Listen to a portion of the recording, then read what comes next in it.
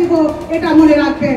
আর আজকে এসআইআর নিয়ে শুধু একটি কথা বলবো, বাংলার মধ্যে আমার মনে হয় পশ্চিম বাংলার মধ্যে এসআইআর নিয়ে আমি যখন বুঝতে পেরেছিলাম যে এসআইআর নিয়ে কিছু একটা হতে যাচ্ছে এবং ডিটেলস যখন আমি পড়তে গেলাম, প্রথম কালে চকটু ব্লকে ভিডিওকে ডেপুটেশন আমি দিয়েছিলাম, কেউ দেয়নি তখন ভারতবর্ষ মানে পশ্চিম বাংলা।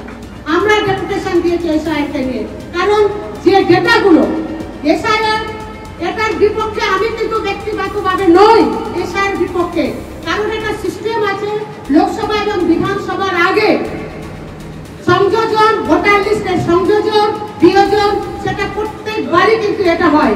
কিন্তু আজকে এসআইআর নামে যেগুলো ক্রাইটেরিয়া দিয়ে দেওয়া হচ্ছে, পক্ষান্তরে এসআইআর নাম করে দিয়ে তাদেরকে এনআরসি করার যে একটা প্রচেষ্টা চলছে, সেটার বিরুদ্ধে কিন্তু আমরা এসআইআর যে সংযোজন বিয়োজনের ভোটারের কাজ, তার বিরুদ্ধে কিন্তু আমরা নই, তাতে আমরা আছি। কিন্তু এত তড়িঘড়ি করে নিশ্চয়ই এটা করতো, কিন্তু সর্বদল সবাইকে নিয়ে মিটিং করে কিভাবে করা যায়, কিভাবে এটাকে লাঘব করা যায়, একটু সময় দিয়ে আরো এটা আমাদের করা উচিত ছিল।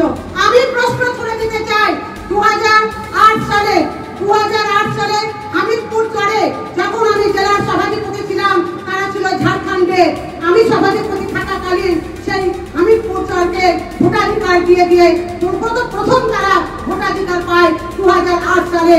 তারা কোথা থেকে নিয়ে আসবে 2002 সালে তাদের ভোটার লিস্টের নাম? তো এগুলো তো আলোচনা করার জায়গা দেওয়া উচিত ছিল, কেন আজকে আলোচনা হলো না? আজকে কেবি ঝাউমানা এদিকে ইনোশনে পুরো অঞ্চল চলে গেছে এবং সেখানে আমরা দেখতে পেলাম বালিতলা অঞ্চলের যে অনলাইনে নাম রয়েছে, প্রথম পাতা আছে, লাস্ট পাতা আছে, প্রায় 450 লোকের সেখানে ভোটার লিস্টে নাম নেই। তাহলে সেই 450 লোক যেখানে 2002 সালের ভোটার লিস্টে নাম পাওয়া যাচ্ছে না, তাদের কি হবে? এবং আপনাদের বলে দিতে চাই, আমি আবার বলছি যে এসআইআর আমরা বিরুদ্ধে নয়, কিন্তু অযাচিতভাবে যদি অন্যায় ভাবে একটি লোক ভোটার তালিকা থেকে বাদ নাম করে, আমি সাবিনা ইয়াসমিন মোটা বাড়িতে লন্ড ভন্ড করে রেখে দিব, এটা মনে রাখবেন। কারণ যারা আজকে বিগত দিনে এতদিন ধরে বসবাস করছে বিভিন্ন কারণের জন্য, তারা হয়তো 2002 সালের কেউ ভোটার লিস্টের নাম তুলতে পারছে না বা তারা ভাঙনে চলে গেছে, তাদের যদি কারণ দেখিয়ে বাদ দেওয়া হয় তাহলে কিন্তু আমরা ছেড়ে কথা বলবো না।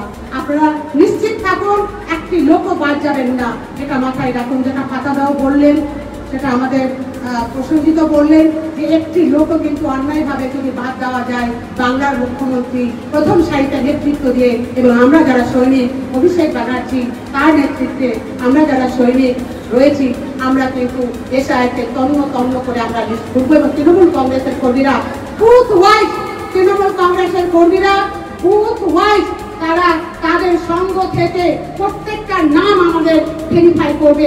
আগামী দিনে এটাই হবে আমাদের দলের কাজ, যে প্রত্যেকটা ব্যক্তির নাম ভোটাধিকারে বা ভোটার লিস্টের নাম উঠছে কিনা সেটা আমরা।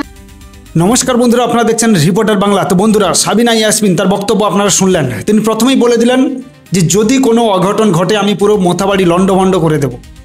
দেখুন, ইনি যে কথাগুলো বললেন সেটা কিন্তু উনি কিন্তু ভয়ে ভয়ে বলছেন। তার কারণ এই যে এসআইআর হচ্ছে, তিনি কিন্তু জানেন, এই যে সবাই বলছে না, তৃণমূলের যারা রয়েছে তারা বলছে না যদি কোনো বৈধ ভোটারের নাম বাদ যায়, বৈধ মানে ওনারা কোনটাকে বৈধ বলছেন সেটা কিন্তু সবাইকে ভাবতে হবে। যেটা সারা পশ্চিমবঙ্গবাসী যাদেরকে অবৈধ বলে ভাবছে, যারা বাংলাদেশের অনুপ্রবেশকারী রয়েছে, তাদেরকে যদি এরা বৈধ বলে ভেবে রাখে তাহলে কিন্তু এটা চরম ভুল হবে। বাদ কিন্তু যাবেই, সে সাবিনা ইয়াসমিন বলুক আর সে শওকত মোল্লা বলুক আর তৃণমূলের যত হনু নেতা রয়েছে যাই বলুক না কেন, বাদ কিন্তু যাবে। হ্যাঁ, তবে অবৈধ ভোটার বাদ যাবে, কোনো বৈধ যাবে না। আর এনারা যদি ভেবে থাকেন যে বাংলাদেশ থেকে যারা এসে এখানে অনুপ্রবেশকারী বা অবৈধ বা রোহিঙ্গা যারা রয়েছেন তাদেরকে আমরা বৈধভাবে রেখেছি, তাহলে চরম ভুল হবে। ওই গল্প মানুষকে শোনাতে যাবেন না। ওটা আপনার তৃণমূল কর্মীদের বলুন, ওরা এইসব শুনবে, রাত্রে খেয়ে দিয়ে ঘুমিয়ে যাবে, আর আদার্স কেউ শুনবে না।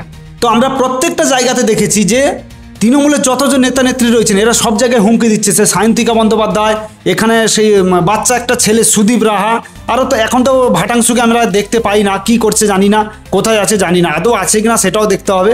তো এরাই কি করছে এখন প্রত্যেকটা জায়গায় মানুষকে একটা বোঝানোর চেষ্টা করছে যে এসআইআর করে এনআরসির মতো করে এরা পশ্চিমবঙ্গ থেকে মানুষকে বাইরে বের করে দেবে। তো তৃণমূলের এই যে গল্প, সবাইকে অনুরোধ করবো এই গল্পগুলোতে কেউ ফাঁদে পা দেবেন না। এসআইআর হবে, যারা অবৈধ ভোটার তারা কিন্তু বাদ যাবেই যাবে। ইতিমধ্যে কিন্তু 3-4 জায়গায় শুরু হয়েছে এগুলো। তো সেখান থেকে যা রিপোর্ট পাচ্ছি যে 60 থেকে 65% ভোটারের কোনো অস্তিত্ব নেই। মানে 60 থেকে 65, মানে চিন্তা করতে পারছেন তৃণমূল তাহলে কাদের ভোটে জিতেছে একবার চিন্তা করুন। এবং যে জায়গাগুলোতে হয়েছে সেগুলো কিন্তু তৃণমূলেরই ঘাঁটি। 3 থেকে 4 জায়গায় ইতিমধ্যে যে রিপোর্ট আমরা পাচ্ছি খবরের সূত্রে, সেখানে প্রায় দেখা যাচ্ছে যে 60 থেকে 65 কিন্তু নেই, ভোটারের কোনো অস্তিত্ব নেই। মানে হয় ভোটার, মৃত ভোটার, ভুয়ো ভোটার, অবৈধ ভোটার, অনুপ্রবেশকারী, এইগুলোতে সব ভরিয়ে রেখে দিয়েছে। তারা কিন্তু আদতেই ভারতবর্ষ বা পশ্চিমবঙ্গের বাসিন্দা নন। তো এগুলো থেকে এনাদের কিন্তু একটা ভয় ঢুকে গেছে। এনারা তো জানেন, দেখুন যারা চিৎকার করছে না তারা কিন্তু এরা প্রত্যেকগুলি জানে যে ভোটার কিন্তু বাদ যাবে, আর বাংলাদেশ থেকে যারা এসছে তাদেরকে বাড়ি যেতেই হবে, কিচ্ছু করার নেই। তো সে জায়গায় এরা একটা চিৎকার করে মানুষকে আগে থেকে বুঝিয়ে দিতে চাইছে যে যদি দেখো তোমার ভোটার লিস্টে নাম বাদ যায়, তুমি তো বাংলাদেশি ঠিক আছে, তুমি অনুপ্রবেশকারী ঠিক আছে, তোমার তো কোনো বৈধ কাগজ নেই সেটাও ঠিক আছে, তো তারপরেও যদি নাম বাদ যায় তোমরা আমাদের সাথে থেকো। কি করে আন্দোলন করতে হয়, কি করে চিৎকার করতে হয়, কি করে মানুষকে ভয় দেখাতে হয়, কি করে মানুষকে মেরে ফেলতে হয়, সেগুলো আমরা তোমাদেরকে শিখিয়ে দেব এবং সেগুলো করেই তোমাদেরকে কিন্তু এখানে বেঁচে থাকতে হবে। আমরা দেখেছি পশ্চিমবঙ্গে 2011 সাল পরবর্তী যে ঘটনাগুলো ঘটেছে, যতগুলো সেই দাঙ্গা হোক, মারামারি হোক, খুন হোক, তো এগুলো থেকে আমরা একটা জিনিস বুঝতে পারছি যে এগুলো করাচ্ছে তৃণমূল, এবং যাদের দিয়ে করাচ্ছে তারা হচ্ছে মুসলিম। তবে তারা কিন্তু এই পশ্চিমবঙ্গ বা ভারতবর্ষের স্থায়ী মুসলিম নয়, তারা হচ্ছে এই বাংলাদেশ থেকে আসা রোহিঙ্গা অনুপ্রবেশকারী মুসলিম, তাদেরকে দিয়েই এগুলো করাচ্ছে। যখন শুভেন্দু অধিকারী তৃণমূলে ছিল তখন যারা বিজেপি করতেন তারা ভাবতেন যে শুভেন্দু অধিকারী খারাপ। শুভেন্দু অধিকারী যখন বিজেপিতে এলেন ফার্স্ট টাইম তারাও ভেবেছিল যে এই মানুষটা তো তৃণমূলে ছিল, তো এ যখন বিজেপিতে এসছে তাহলে কি হলো লাভ। কিন্তু পরক্ষণে আমরা বুঝতে পারলাম কি, যে শুভেন্দু অধিকারী বিজেপিতে আসার পর তিনি প্রথম টার্গেট করলেন মুসলিমদের। কোন মুসলিম সেটা এখন মানুষ বুঝতে পারছে, যে সমস্ত মুসলিমরা এখন পশ্চিমবঙ্গের বাসিন্দা যারা আগে থেকে রয়েছেন, যারা অনুপ্রবেশকারী নন, তারা এবার বুঝতে পেরেছেন যে হ্যাঁ শুভেন্দু অধিকারী কেন চিৎকার করেছিলেন মুসলিমদের নিয়ে। এবার আমরা বুঝতে পারছি তার কারণ হচ্ছে বাংলাদেশ থেকে বেশিরভাগ মুসলিম এসে এই রাজ্যে রয়েছেন এবং শুভেন্দু অধিকারী চাইছেন যে করে হোক নির্বাচন কমিশন তাদের যে প্রক্রিয়া রয়েছে সেগুলো করে এই বাংলাদেশি মুসলিমদের যেন ফেরত পাঠায়। কারণ এই রাজ্যকে শেষ করার চক্রান্ত তারাই করছে, তাদেরকে দিয়েই এই রাজ্য সরকার কিন্তু এই কাজগুলো করাচ্ছে। অ্যাকচুয়ালি পশ্চিমবঙ্গের যারা স্থায়ী বাসিন্দা বা ভারতবর্ষে যারা স্থায়ী মুসলিম তারা কিন্তু এগুলোর মধ্যে নেই, তাদের মধ্যে শিক্ষা আলাদা রয়েছে। কিন্তু বাংলাদেশের যারা মুসলিম, বাংলাদেশে যারা অনুপ্রবেশকারী রোহিঙ্গা এখানে এসছে, তাদের তো কোনো শিক্ষা নেই, তো তারা তো এই গণ্ডগোলগুলো করবে এবং সেই সুযোগটা নিয়েছে তৃণমূল কংগ্রেস, তো তাদেরকে দিয়েই কিন্তু এই কাজগুলো করাচ্ছে। তো এখন আমরা অন্তত বুঝতে পারছি যে হ্যাঁ শুভেন্দু অধিকারী এসে কেন তৃণমূলকে না টার্গেট করে প্রথমে তিনি মুসলিমদের টার্গেট করলেন। তো এটা এখন আমরা হাড়ে হাড়ে বুঝতে পারছি এবং আগামী ভবিষ্যৎ কি হতে চলেছে, পরের প্রজন্ম তারা কিভাবে থাকবে না থাকবে সেই চিন্তা কিন্তু এখন আমাদের মাথায় ঘুরছে। তার কারণ আমরা আমাদের বাড়ির ছেলে মেয়েকে তো সবসময় জানি যে অন্তত শিক্ষিত করাবো, এইটুকু তো কনফার্ম।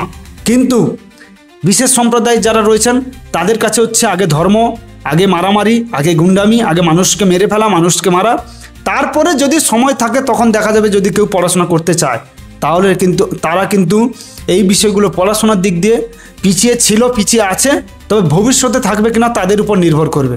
তার কারণ তারা আজকে যেভাবে চলছে ভবিষ্যৎ প্রজন্ম তাদের কিন্তু অশিক্ষিত থাকবে আর বাংলাদেশের মতো অবস্থা হবে। বাংলাদেশে দেখেছেন তো কী পরিস্থিতি হয়েছে, মানে বাংলাদেশের এই মুহূর্তে মানে 70 থেকে 80% মানুষ হচ্ছে মূর্খ, মানে সত্যি মূর্খ তারা। আর পাকিস্তান তো পুরো শেষের পথে, প্রত্যেকটা দেশ মিলে কিন্তু পাকিস্তানকে শেষ করার যে মানে টার্গেট নিয়েছে সেটা আমার মনে হয় অবশ্যই করা উচিত। পাকিস্তানকে কোনোভাবে রাখা উচিত নয়, কেননা এই রকম দেশ থাকলে শুধু সারা পৃথিবী নয় প্রত্যেকটা মানুষের কাছে হচ্ছে ক্ষতিকর। যাই হোক, সাবিনা ইয়াসমিন তিনি যে গল্প বলছেন সবাইকে অনুরোধ করবো কেউ ফাঁদে পা দেবেন না। এনাদের গল্প এনাদের কর্মীদের শুনতে দিন, এনাদের কর্মীরা সামনে বসে হাততালি দিচ্ছে কিন্তু কেউ জানে না অ্যাকচুয়ালি কী হতে চলেছে। যাই হোক, সবাই ভালো থাকবেন, সুস্থ থাকবেন।